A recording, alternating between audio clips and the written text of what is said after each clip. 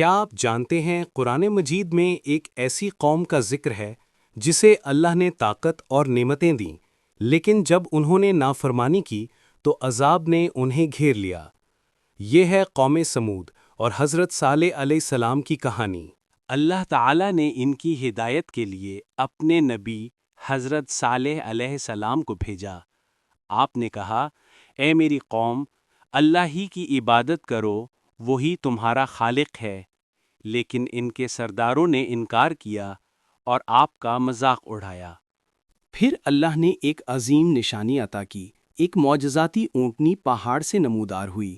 حضرت صالح علیہ السلام نے فرمایا، یہ اللہ کی اونٹنی ہے، اس کو نقصان نہ پہنچانا اور اس کے پینے کے دن کا حق ادا کرنا۔ لیکن قوم کے سرکش لوگوں نے اللہ کی نشانی کو جھٹلایا۔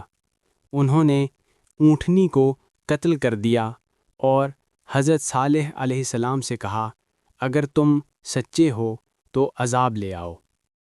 یہ کہانی ہمیں یاد دلاتی ہے کہ اللہ کی نافرمانی اور اس کی نشانیوں کا انکار ہلاکت کا سبب بنتا ہے۔ کامیابی صرف اسی میں ہے کہ ہم اللہ کے حکم کے مطابق زندگی گزاریں۔